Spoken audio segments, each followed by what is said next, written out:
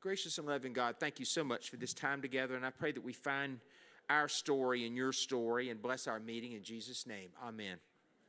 I want everybody to have a Bible this morning because we're going to read a little bit, and I want you to turn with me to 2 Kings chapter 18. You want a page number? Of course you do. Page 306, 2 Kings 18. And just hold it. We're going to get to it in just a minute. 2 Kings 18, page 306. Page 306. I want to talk this morning about Hezekiah. Now, over the past few weeks, we've been talking about the land of the Bible, and then specifically, we've talked about a topic I call a house divided, which means the time that the dream of God ended into two distinct countries that even made war on each other, a country in the north called Israel, a country in the south called Judah. So let's revisit our timeline for just a second. I want to locate the story of a king named Hezekiah, which is one of the kings of Judah. So everybody ought to have a timeline stuck in the back of their Bible somewhere. It kind of helps you locate stories. But 2000 BC is the call of Abraham to leave a city and go be different. Start this journey with God that would end up with us, right? The story of Abraham is the story of us. So Genesis chapter 12, 2,000 years before Christ, means that we don't have a 2,000-year-old religion. We have a 4,000-year-old religion. 1500 BC is the flight from Egypt. That's the delivery of God's people, a nation of slaves, into something they couldn't do on their own, which is rescue. And then they would wander in the wilderness for 40 years before finding a home. That's 1500 BC. 1000 BC is King David. Never a greater moment than the king in this united monarchy of 12 tribes in a capital city. We're going to talk about that a little bit this morning. And then when you get to 900 BC, that's 100 years later, we've divided down to two countries, which is sort of the topic we've been covering lately when we call it a house divided. That's 10 tribes in the north secede. They become the nation of Israel. 2 tribes in the south are Judah, much smaller than the 10 in the north. However, Judah has the capital city of Jerusalem, which makes it a little more stable, because in the year 722 BC, Israel disappears forever. The Assyrian superpower, the Holy Land is squeezed in between two what we call water dynasties that are 1,000-year dynasties. They've got water, they've got power, they've got money. We're going to see that again this morning. The superpower of Mesopotamia, which means between the rivers, water means power in this world. And so they wipe Israel off the map in 722 BC, never to be seen again. Now, in the New Testament, we have people called the Samaritans who claim to be those people, and they're not. They're displaced people from all around the Middle East and put in place with the Hebrew religion, forms of the Hebrew religion, but there's no fight like a family fight, and so the Samaritan Hebrew fight is a big backdrop in the story of Jesus. And then 586 BC is the exile of Judah into Babylon, but they return. They stay together and they come back. Okay, that's the Old Testament in a nutshell. What I want to talk about today is the year 701 BC. So on our timeline, it's after the destruction of the north in 722, but before the exile of Judah in the south. Now, another thing that we have talked about over the weeks is that there's a difference between a northern story and a southern story. So even to complicate things even further, when you're reading the Old Testament, you might see a king of Israel or a king of Judah. So those are two different countries. You got to remember that. But also, northern stories are populist stories. Northern stories are bottom-up kind of stories. Northern stories are sort of stick the man in, poke the man in the eye kind of stories by Elijah the prophet or Elisha, this sort of thing, giving old King Ahab his comeuppance. Jesus grew up in the Galilee, which is in the north, which is a storytelling culture. He grew up with all those stories, and I can imagine the chuckles and the laughter around the campfire as they told that sort of thing. Southern stories are definitely intended to keep the monarchy up front. It's a bottom-down kind of story. It protects the dignity and the role of the monarch. Why would the southern story be that way? Well, that's because they believed that the Messiah would come through the line of David. You don't want to take that down too much. You might enjoy poking fun at old King Ahab, but you're not going to poke fun at a Davidic king in that same kind of way, because David, it was revealed to David when he became the king that one day the Messiah would be born of his line. So there you go. So that's just a brief sort of thumbnail thumbnail on how to read the Old Testament, where these stories come from. So we're gonna talk about Hezekiah today, which I've got to say, in the book of 1st and 2nd Kings, there are probably only two good ones from Judah, and one would be Hezekiah, the other's Josiah, who I think we'll talk about next week. But first of all, before we get to Hezekiah, let's talk about Hezekiah's problem. So the year is 701 BC, and the Assyrian superpower that has driven Israel off the map, never to be seen again, is now beginning to come down into Judah because they failed to pay a tribute. So I want to go back to the origin story of Jerusalem. Kathy and I were having a discussion about this, and Jerusalem this is Old Testament Jerusalem as King David would have known it when he took it from a Canaanite people called the Jebusites. And what we were agreeing this morning before class is that Old Testament Jerusalem is a terrible spot for a city. So any Old Testament city needs at least three things. You need defense, you need trade, and you need water. Jerusalem has none. And I'll show you how it works. So first of all, it's not the highest. This is a very good topo map. This is not the highest place in the valley. It's actually, this is the Mount of Olives, and you remember that from the Gospels. This would be the Garden of Gethsemane eventually on the side of the mountain. Well, this is higher than Jerusalem. When you go to the Mount of Olives, you're looking down on Jerusalem today. When you watch the news and you have a news reporter with Jerusalem in the background, they're actually above it when they take that. So it's not an easily defendable city. It's not on a road anywhere. And also, this little tower here represents the Gihon Spring, so that the water source is outside the city. Now, we were actually, the question was a very good one. Why didn't they simply enclose the water source within the wall here? I think there are a couple of problems. One, this valley is very deep. It's about 300 feet deep. And then also, if you were to enclose it within the wall, you could still shoot down on top of it. So I think they just thought, let's just work with what we've got. So this is the city that David took and made his own capital. And again, it's a lousy place. But I want to show you, I want to answer that question. So why Jerusalem? Why would you do that here? Well, this is the Gihon Spring as you can see it today. Now look, let me explain what I'm showing you. You see the tower here? This is the tower which was built so that you could go out here and draw water if somebody wanted to fire upon you, and you could be enclosed. Okay, this is that tower. Now it's underground. The science of archaeology is the science of layers, and so most of what you find in biblical Jerusalem would be below street level. For instance, the roads that Jesus would have walked were about 20 feet below ground, and so you got to go down. You got to go down to do this. So this is beneath a dig called the City of David, and you are looking at the tower now of the Gihon Spring. But it still doesn't answer the question: why would you choose Jerusalem for this place? Okay, I'm going to keep going a little bit, and we'll have a little bit of a detective work. This is a room that's not open to the public, but it's at the top of the towers. So in the summer of 2021, which was the COVID lockdown year for travel, and especially travel to Israel, my friend Edon wrote some hokey letter to the government saying that I was a very important person and I needed to be over there to do research or something, and I got in, which is just nutty, but I did, and so I'm all alone with these scientists with time on their hands, and they found this room. This room is featured in 1 Kings chapter 1, which is the coronation of King Solomon. Now, I'll just kind of tell you a quick summary of the story. David's on his deathbed, and he has a lot of children by other wives, but Adonijah, one of his children, is angling to become the king. And David promised Bathsheba, his wife, that Solomon would be the king. So he has a hurry-up coronation at the Gihon Spring. And so what you're looking at is the vesting room of Zadok, the high priest, before he coronates Solomon. I don't think that bottle of Diet Coke was there at the time, but that is the vesting room of a coronation. Now, this begins to bring us to why Jerusalem was chosen. It's because of this spring and because of something that happened there. So Solomon was crowned king, where you're looking right there, and then adjacent to this room are these strange markings on the floor. Now, for a long time, scientists could not figure out what these were, but they think they know now.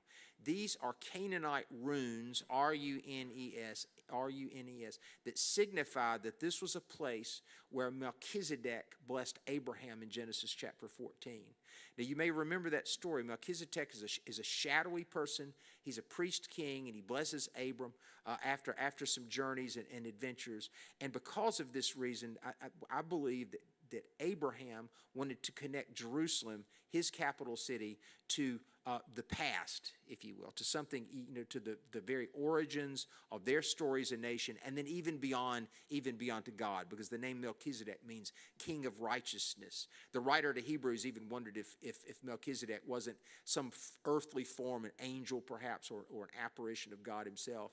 So that David wanted a mythological capital city. He also wanted a capital city that was utterly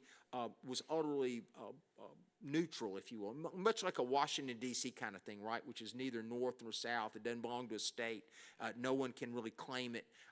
Jerusalem would be that kind of city. So even though it's indefensible, and even though it has water outside the city wall, for symbolic reasons, Jerusalem would be the holy city. Well, all that's great, David. Thanks a lot. What Hezekiah now has is an indefensible city with the threat of an Assyrian invader. So again, looking at the timeline, I want to remind you, 722 BC, Israel is destroyed forever, but Judah, a two-tribe state with a capital city, is left, kind of like a little rump state, down in the south, to be exiled at 586 BC. But between this time, there's a story.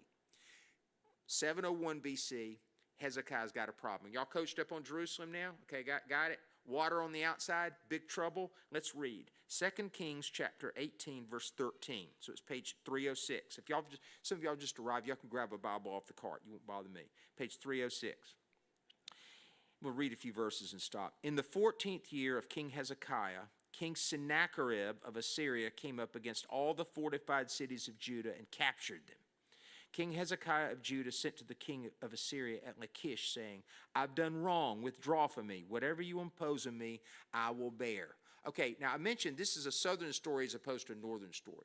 So what we have here is just a brief mention that Sennacherib has taken Lachish. Lachish is a huge city, and it's an important city. But again, because they don't really want to diss the Davidic monarchy too much, they don't make too big of a deal about him losing it. But I'll tell you what, Sennacherib made a big deal about it. If you travel to the British Museum in London, there's like a 30-foot relief that's about 20 feet high of the sack of Lachish. And Sennacherib basically wallpapered his bathroom with it. He told the story so much. So the Bible may dismiss the fall of Lachish, but Sennacherib definitely did not. Okay, so he says, I have done wrong. Withdraw from me. Whatever you impose on me, I will bear. What did Hezekiah do wrong? This is just a little bit of geopolitics in the Bronze Age, friends. Assyria wipes Israel off the map in 722, but not Judah. Why? Because Judah paid a ransom until they didn't.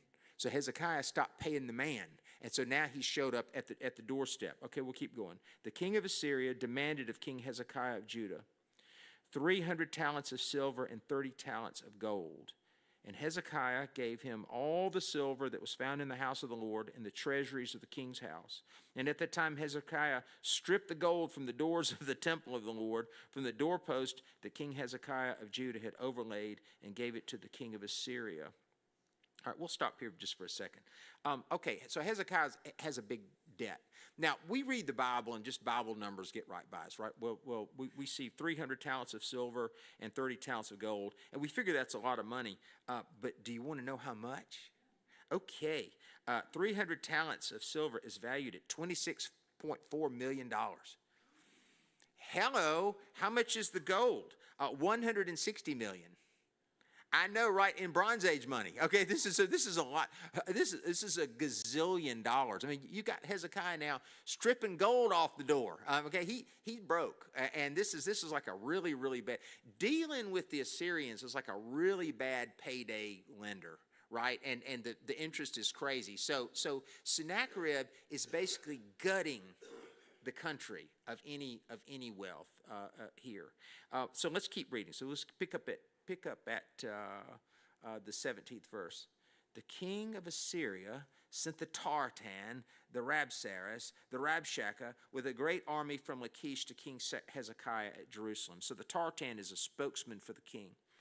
And they went up and they came to Jerusalem. And when they arrived, they came and stood by the conduit of the upper pool, which is on the highway to the fuller's field. And when they called for the king, there came out to them Eliakim, son of Hilkiah, who was in charge of the palace, and Shebna, the secretary, and Joah, son of Asaph, the recorder. You're welcome on those biblical names, by the way.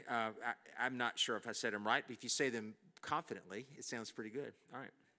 Then I do know the Rabshakeh, though. The Rabshakeh said to them, say to Hezekiah, thus says the great king, the king of Assyria, on what do you base this confidence of yours? Do you think that mere words are strategy and power for war? On whom do you now rely, since you rebelled against me? See, now you're relying now on Egypt, that broken reed of a staff, which will pierce the hand of anyone who leans on it, such as Pharaoh, king of Egypt, and all who rely on him. Remember the two superpowers that squeeze the land of the Bible. So he doesn't think a whole lot of the South. But if you say to me, we rely on the Lord our God, is it not he whose high places and altars Hezekiah has removed, saying from Judah to Jerusalem, you shall worship before this altar in Jerusalem? Come now, make a wager with my master, the king of Assyria. I will give you 2,000 horses, if you're able on your part to set riders on them. How then can you repulse a single captain among the least of my master's servants, when you rely on Egypt for chariots and horsemen? Moreover, it is without the Lord that I have come against this place to destroy it. The Lord said to me, go up against this land and destroy it. Well, we see a couple of things here. First of all, the Rabshakeh is sent to demoralize Hezekiah and his quaking army within the walls of Jerusalem, and he does a really good job. If you keep reading, the insults even get even more PG-13 or worse. It's pretty bad, and that is such as war. But what he also does is the Assyrians have detected weakness on the part of Hezekiah, and this is what he does. As I mentioned to you, of all the kings that are recounted in the book of 1st and 2nd Kings, there are only really two good ones, and that's Hezekiah and Josiah. And both of these guys are reformers. They're reformers. Now, if you were to go with me, and God willing, we can go back one day, go back to the Holy Land, I will show you Old Testament places where there is a development of monotheistic thought, meaning that people in the countryside, they believed in the Lord, but they were not quite monotheists yet. They were monolatrists, which is different. A monolatrist is someone who believes that God is Lord and is their God, but also dwells in the presence of many, many other gods. So it's just kind of like my God can beat up your God kind of thing. And this was the whole point of the exile in 586 BC. The Babylonians wanted to destroy their temple, which is to say, if we destroy your temple, we've destroyed your religion. We've destroyed your God. Your God's dead. And so now you're our slaves and we're going to take you away. Well, before the exile, what you see out in the countryside are lots of altars. And what Hezekiah wanted to do was restore worship to Jerusalem alone. One altar, if you will. Not many altars, not an altar in every little town, but one altar in Jerusalem that you travel to worship, and so that they could control the message, have a right kind of religion. Because if you have I'll show you an altar sometime in a place called Dan, which is up in the north. And basically, it's an altar to God, but it has a statue on it. It has a standing stone. It's a little like, do you remember the movie Castaway, Tom Hanks? You know, it's like 3 hours of Tom Hanks with a beard on an island, right? But he had that little volleyball that he called Wilson. Basically, they put a Wilson on the altar, which is like they couldn't see God, so they just couldn't stand it. So they had to put something, a rock, standing up on the altar just to have something to see, right? And so they weren't trusting. And so what Hezekiah did is Hezekiah began to dismantle and tear down all those. I'm waving at the ninth graders as I walk by. They're so cute. There are 40 ninth grade confirmands at the next service. It's your chance to escape if you don't have one of them. Okay, it's like the Mount Brook graduation.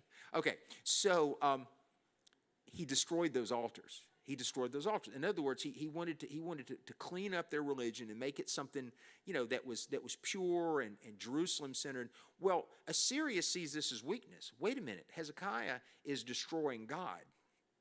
Part of the next week when I talk to you guys about Middle East perspectives, part of the reasons for the attack of Hamas on October 7th, 2023, is they saw weakness when every Saturday night 200,000 people would march in Jerusalem and Tel Aviv, both at the same time, to protest Netanyahu reforming the Supreme Court. They didn't see that as democracy. They saw that as weakness. They saw a divided country, and so they attacked. So the same thing's happening here with Assyria. They see Hezekiah reforming his country. Well, they say, well, he's destroying the divine protection. If you're tearing down altars up at, either at Lachish or up in the north at Hatzor or whatever little town, Megiddo, whatever little town that's got an altar in it, you're destroying those towns. You're destroying this layer of protection. So the Rabshakeh is simply using Hezekiah's own goodness against him. Okay, which brings us to Hezekiah's finest moment. So what he does, he builds a tunnel that you can see today.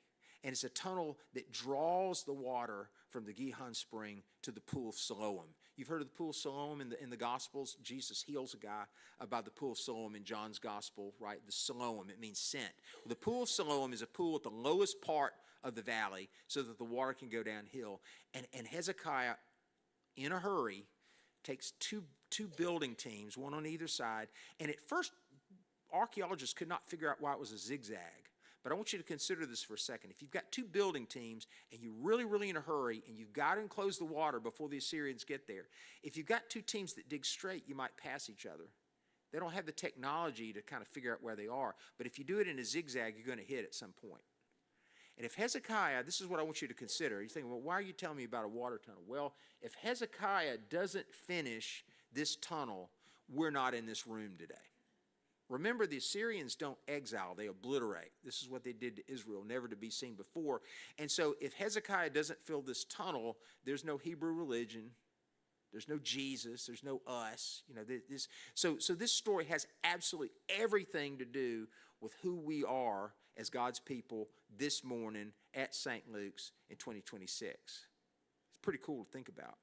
So in a way, this is Hezekiah's finest moment. But there's others as well. I want y'all to look with me just over a chapter, over a page, actually, to page 308, 2 Kings chapter 19, verses 14 through 19. So this is 19, Hezekiah 19. I'm sorry, it's still on page 307. I wrote the notes wrong. Hezekiah, 2 Kings 19, verse 14. Okay. Hezekiah received the letter from the hand of the messengers and read it. Then Hezekiah went up to the house of the Lord and spread it before the Lord. And Hezekiah prayed before the Lord and said, O Lord, the God of Israel, who are enthroned above the cherubim, you are God, you alone, all the kingdoms of the earth. You made heaven and earth. Incline your ear, O Lord, and hear. Open your eyes, O Lord, and see. Hear the words of Sennacherib, which you have sent to mock the living God. Truly, O Lord, the kings of Assyria have laid waste the nations and their lands, and have hurled their gods into the fire, although they were no gods but the work of human hands, wood and stone, and so they were destroyed. And so now, O Lord our God, save us, I pray you, from his hand, so that all the kingdoms of the earth may know that you, O Lord, are God alone. And then we'll keep reading for a second. Then Isaiah, son of Amos, sent to Hezekiah, saying, Thus says the Lord, the God of Israel, I have heard your prayer to me about King Sennacherib of Assyria. This is the word that the Lord has spoken concerning him. She despises you. She scorns you, virgin daughter Zion. She tosses her head behind your back, daughter Jerusalem. Okay, a couple things, lessons in this. First of all, what you have is you have something without precedent, I think, in ancient literature and an important principle for today. One, you have a monarch bowing before the Lord. You have a monarch who is in obeisance to God alone, right? That God is ahead.